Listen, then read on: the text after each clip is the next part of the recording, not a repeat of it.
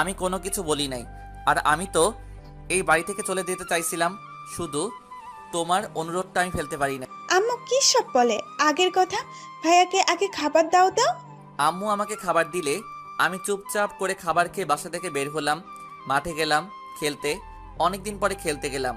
আমাকে মাঠে দেখে এলাকার ছোট ভাইরা অনেক খুশি হলে সবাই আমার কাছে আসলে আর সবাই বলছে, ভাই এতদিন পরে আপনি মাঠে আসলেন। আমি বললাম তাহলে চলে যাই আমি। আসলে আমাকে সবাই সম্মান করে। আব্বুর জন্য আমার পরিচয়টা দিয়ে নেই। আমি আহিবির আহমেদ, আদি আদি গ্রুপের মালিক। আব্বু হলো দেশের 10 জন ধনীদের মধ্যে একজন। আর একটা ছোট বোন আছে, নাম মারিয়া। আপনারা তো জানেন আমি আমার বোনকে অনেক ভালোবাসি। আম্মু বাসায় থাকে, আমাদের জন্য মজার মজার রান্না করে। আমাদের বাসা সবাই ঢুকতে পারে না। গেটের সামনে একটা লক আছে, যা চোখের ফিঙ্গারে বা আঙুলের চাপের মধ্যে খুলে বা দারোয়ান দিয়ে খুলাই, কারণ আব্বু অনেক শত্রু আছে যদি কোনো ক্ষতি করে। তাই মাঠে সবার সাথে অনেকক্ষণ ক্রিকেট খেললাম। ভালো লাগলে সন্ধ্যার সময় বাসায় গেলাম। গিয়ে হাত মুখ ধুয়ে পড়ার টেবিলে বসলাম। অনেকক্ষণ পড়ার পরে আম্মু এক গ্লাস দুধ আর কিছু হালকা নাস্তা দিয়ে গেলে আমি ওইগুলো খেয়ে আবার পড়তে বসলাম। পড়তে পড়তে 11টা বেজে গেছে। আম্মু আমাকে পড়ার টেবিলে থেকে তুলে নিয়ে খাবার টেবিলে বসালে খাবার খেতে আমি হাত ধুয়ে খেতে বসলাম। আম্মু আমাকে বেড়ে দিলে আমি খেয়ে আবারও পড়ার টেবিলে গেলাম। পড়তে পড়তে পড়ার টেবিলে ঘুমিয়ে গেলাম। সকালবেলা ঘুম থেকে উঠে ফ্রেশ হয়ে হালকা নাস্তা করে বের হলাম বাস স্টেশনে। কিন্তু আজকে আর বাস আসছে না। কি করা যায়? দেখলাম একটা গাড়ি আসছে। আমি সিগন্যাল দিলাম।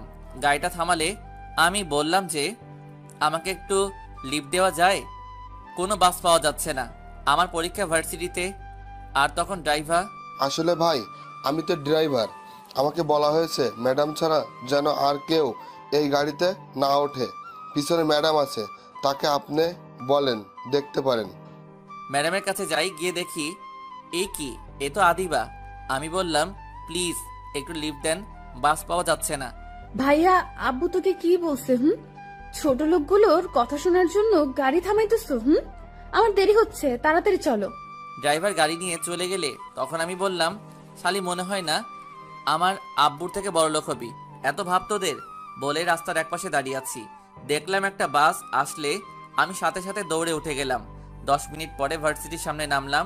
রুটির দোকানে গিয়ে আগে 2 টাকা দিলাম। তারপরে ভার্সিটির ভিতরে গেলাম। গিয়ে দেখি সবাই লেখছে। পরীক্ষা 5 মিনিট আগে শুরু হয়ে গেছে।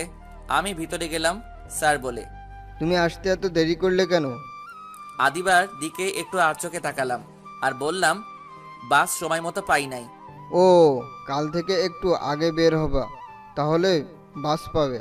আমি বললাম জি স্যার বলে লিখতে থাকলাম। শুধু ফারুক স্যার আমার সাথে সুন্দর করে কথা বলে। আর বাকি সব স্যারের একটা চিন্তা করে আমি কি করে এই ভার্সিটিতে ভর্তি হলাম। যাই হোক, আগে পরীক্ষা দিতে হবে। আর কথা না বাড়াই, আমার হাতে সময় আছে 2 ঘন্টা। আমি প্রশ্নটা দেখলাম, সবগুলো কমন। আমি লিখতে থাকলাম। অনেকক্ষণ লেখার পরে হঠাৎ মনে হলো কেউ আমাকে কলম দিয়ে খোঁচা দিছে। দেখলাম আদিবা। হাই, আমি আদিবা।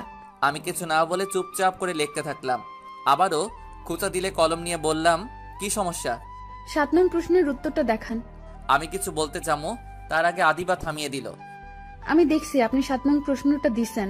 ভাব নিয়ে বললাম, সরি, দেখানোর সময় নাই এখন, এমনিতে 10 মিনিট লেট আমার।